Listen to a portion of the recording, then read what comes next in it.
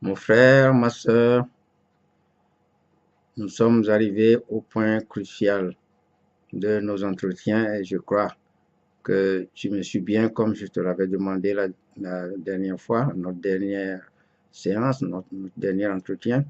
Donc, je poursuis avec toi sur le sujet du baptême. Donc, clairement, la Bible, à l'appui, nous a démontré que la formule baptismale mentionnée en Matthieu 28, 19 est fausse, complètement fausse. Donc, si elle est fausse, elle ne peut pas donner le résultat escompté. Donc, si tu as été baptisé avec cette formule qui est inspirée de l'idole trinitaire, de Dieu trinitaire qui est une idole, alors il faut savoir d'abord, donc, tu n'es pas baptisé. Mais on va aller plus loin. Même le baptême même qui est fait aujourd'hui dans toutes les religions dites chrétiennes, avec cette formule. Voyons au sujet même de ce baptême. Et c'est celui qui a été envoyé par Dieu pour baptiser d'eau lui-même qui va nous en parler, qui va nous faire le témoignage. Il s'agit de Jean-Baptiste. Donc, on voit aussi l'inutilité du baptême d'eau de Jean-Baptiste qui est pratiqué aujourd'hui dans les religions dites chrétiennes avec cette formule qui est fausse. Donc, non seulement la formule est fausse, mais on va voir, c'est Jean-Baptiste. Prends ta Bible avec moi. Dans chaque évangile, on va aller rapidement. En Matthieu, chapitre 3. Qu'est-ce que Jean-Baptiste nous dit? Matthieu 3. Prends ta Bible, note et lis. Verset 11. C'est Jean-Baptiste qui parle. Moi, je vous baptise d'eau pour vous amener à la repentance. Mais celui qui vient après moi est plus puissant que moi et je ne suis pas digne de porter ses souliers. Lui, il vous baptisera du Saint-Esprit et de feu.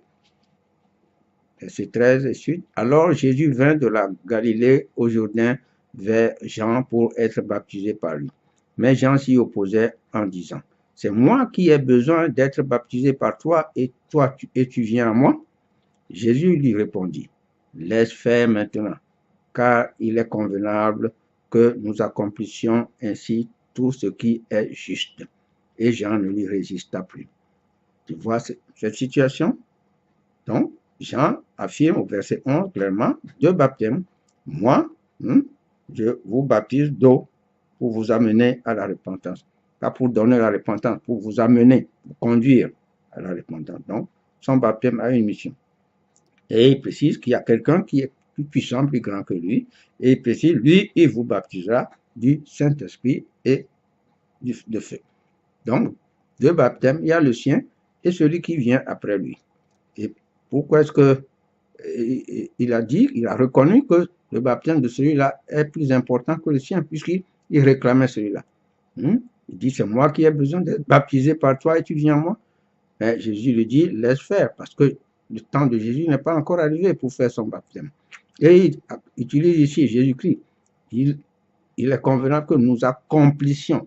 Les gens se demandent pourquoi Jésus-Christ a reçu le baptême d'eau de Jean. Il a dit, je suis venu accomplir la loi. Accomplir.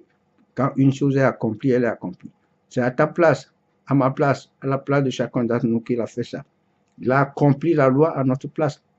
Le baptême d'eau de Jean fait partie de la période de la loi, la période qui précède sa période, la période des évangiles. Donc, il a accompli, il a fait ça pour toi et pour moi, c'est pour ça. Donc, le verbe accomplir qui est utilisé là.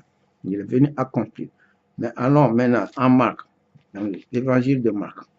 Toujours Jean-Baptiste, le témoin. Nous sommes en train de voir ce que Jean-Baptiste dit. Il parle de deux baptêmes et le sien et celui de Jésus-Christ, bien sûr. Alors, Marc chapitre 1, verset 4. Jean parut baptisant dans le désert et prêchant le baptême de repentance pour la rémission des péchés. Il faisait son baptême, il dit qu'il prêchait le baptême de repentance. Donc, ce qu'il prêchait, ce qu'il faisait, ce n'est pas la même chose. Il prêchait le baptême que Jésus-Christ va venir faire. Il prêchait en disant quoi? Verset 7. Il prêchait disant, il vient après moi celui qui est plus puissant que moi, et je ne suis pas digne de délier en me baissant la courroie de ses souliers. Moi, je vous ai baptisé d'eau, passé composé. Moi, je vous ai baptisé d'eau. Lui, il vous baptisera du Saint-Esprit. Deux baptêmes, le baptême fait avec de l'eau, le baptême qui va être fait avec le Saint-Esprit. Je te précise que tout ce l'Ancien Testament, y compris ce que Jean faisait, tout ce qui précède la Pentecôte, c'est physique. C'est du côté physique. Mais le côté spirituel s'est rendu disponible seulement après la mission de Jésus-Christ. C'est pourquoi il dit, lui, il vous baptisera avec le Saint-Esprit, il va faire son baptême avec ça. Donc, il y a deux baptêmes, j'en parle. Et si le plus grand vient, le plus faible disparaît. Ça, tu es d'accord avec moi? S'il y a deux choses, il y a une qui est plus importante que l'autre, et tu vas prendre la plus faible ou bien la plus importante. Choisis toi-même, réfléchis bien. Mais le baptême qui est pratiqué aujourd'hui dans les religions dites chrétiennes, avec la formule trinitaire, regarde bien, on va en Luc chapitre 3, verset 3. Et c'est Jean-Baptiste, alla dans tout le pays des environs du Jourdain, prêchant le baptême de repentance. Donc, il faut distinguer le baptême qu'il prêchait. Lui faisait le sien, il prêchait celui qui va venir après lui. Prêcher. Pour le baptême de repentance pour la rémission des péchés. Le baptême d'eau de Jean ne peut pas donner la rémission des péchés. Donc, il prêchait le baptême de Jésus-Christ. Nous allons sauter en au verset 15 et 16. Comme le peuple était dans l'attente et que tous se demandaient en eux-mêmes si Jean n'était pas le Christ, il leur dit à tous, moi je vous baptise d'eau, mais il vient celui qui est plus puissant que moi et je ne suis pas digne de délier la courroie de ses souliers. Lui, il vous baptisera du Saint-Esprit et de feu. Même chose. Deux baptêmes, un qui est plus puissant que l'autre. Et le second se fait avec le Saint-Esprit. Et Jean termine l'évangéliste Jean, et l'évangile de Jean maintenant, en Jean 1, c'est bien précisé ici, à partir du verset 19, voici le témoignage de Jean lorsque les Juifs envoyèrent de Jérusalem des sacrificateurs et des Lévites pour lui demander, toi, qui es-tu? Il déclara, et ne le nia point, il déclara qu'il n'était pas le Christ. Et ils lui demandèrent, quoi donc es-tu, Élie? Et il dit, je ne le suis point. Es-tu le prophète? Et il répondit, non. Et il lui dit alors, qui es-tu, afin que nous donnions une réponse à ceux qui nous ont envoyés? Que dis-tu de toi-même? Moi, dit-il, je suis la voix de celui qui crie dans le désert, aplanissez le chemin du Seigneur, comme a dit Ésaïe le prophète. Ceux qui avaient été envoyés étaient des pharisiens. Ils lui firent encore cette question. Pourquoi donc baptises-tu si tu n'es pas le Christ, ni Élie, ni le prophète? Jean leur répondit, moi, je baptise d'eau, mais au milieu de vous, il y a quelqu'un que vous ne connaissez pas, qui vient après moi. Je ne suis pas digne de délier la courroie de ses souliers. Ces choses se passèrent à Béthanie, au-delà du Jourdain, où Jean baptisait. Le lendemain, il vit Jésus venant à lui et il dit, voici l'agneau de Dieu qui ôte le péché du monde. C'est celui dont j'ai dit, après moi vient un homme. Vous voyez ce que Jean dit de Jésus-Christ? Vient un homme qui m'a précédé car il était avant moi. Je ne le connaissais pas, mais c'est afin qu'il fût baptisé, qu'il fût manifesté à Israël que je suis venu baptiser d'eau. Je ne le connaissais pas, mais c'est afin qu'il fût manifesté à Israël que je suis venu baptiser d'eau. Jean précise la mission de son baptême, ce pourquoi Dieu l'a envoyé baptiser. Est-ce que c'est accompli? C'est afin qu'il fût manifesté, que Jésus-Christ soit manifesté à Israël, que Jean était venu baptiser d'eau. Est-ce que Jean avait fait manifester Jésus-Christ à Israël? Sa mission était terminée? Pose-toi la question, mon frère, ma soeur. Un peu d'intelligence. Verset 32. Jean rendit ce témoignage. J'ai vu l'Esprit descendre du ciel comme une colombe et s'arrêter sur lui. Je ne le connaissais pas, mais celui qui m'a envoyé baptiser d'eau, celui-là m'a dit, celui sur qui tu verras l'Esprit descendre et s'arrêter, c'est celui qui baptise du Saint-Esprit. Et j'ai vu et j'ai rendu témoignage qu'il est le Fils de Dieu. Voilà le témoignage de Jean-Baptiste. Dans les 4 évangiles, ça confirme. C'est Jean, le baptiseur, celui qui a baptisé d'eau. qui nous fait le témoignage.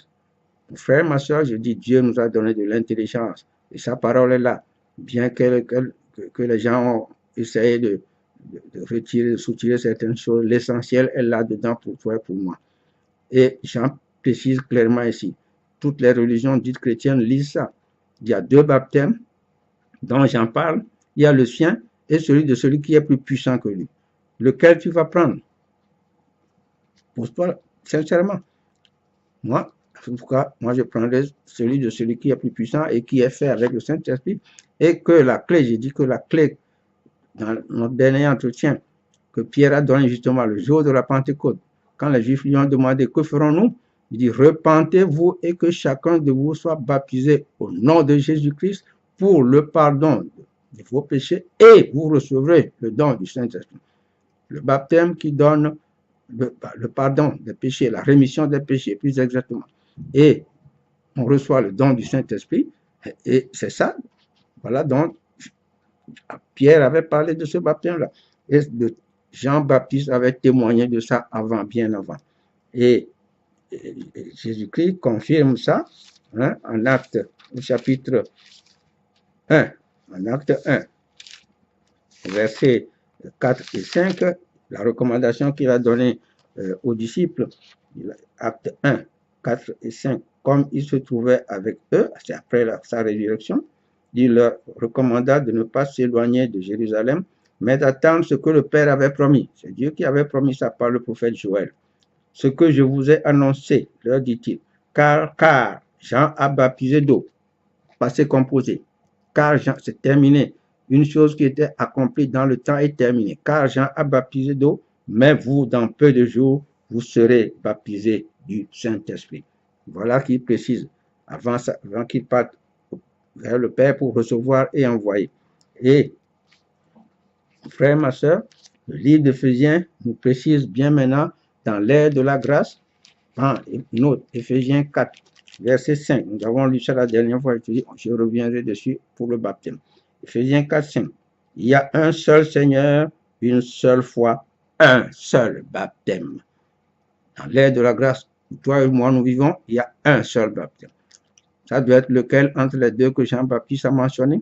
Le sien qui est fait avec de l'eau ou bien celui que Jésus-Christ va te faire avec le Saint-Esprit? Choisis. Et c'est ce que Pierre a déclaré le jour de la Pentecôte. Celui de Jésus-Christ qui est fait au nom de Jésus-Christ. C'est ce que les gens ont fait et non pas au nom du Père, du Fils et du Saint-Esprit. Donc, mon frère et ma soeur, non seulement la formule est fausse, ça vient d'une idole. Secondo, le baptême même qui est fait, si c'est ce que tu as reçu avec de l'eau, n'a plus aucun sens. Il est inutile, c'est l'inutilité du baptême d'eau. Donc, tout ce qui est pratiqué aujourd'hui dans la religion dite chrétienne, qui font des gens des chrétiens, c'est faux. Si tu as reçu ce baptême, tu n'es pas chrétien. Tu ne peux pas être chrétien, tu ne l'es pas. Il faut chercher à recevoir le seul baptême valable aujourd'hui, celui de Jésus-Christ. Éphésiens 4, 5, un seul baptême, celui qui est valable aujourd'hui. Et la confirmation est donnée définitivement dans le livre des Actes, là où je t'avais amené tout à l'heure. Enfin, notre dernier entretien. Acte 18 à 19. Je te donne un peu l'histoire là-bas. Tu vas voir. Tu vas lire toi-même. À partir du verset 24, tu vas voir qu'il y avait un juif nommé Apollos. Cet Apollos, quand les choses ont changé, il ne savait pas. Il était versé dans les Écritures. C'est ce que dit la parole de Dieu. Acte 18, à partir du verset 24. On dit ce juif était éloquent, versé dans les Écritures. Mais il ne connaissait que le baptême d'eau de Jean. Et donc, il a enseigné les disciples correctement, mais il ne connaissait que ce baptême, c'est ce qu'il a fait. Mais il ne savait pas que ce n'était plus valable.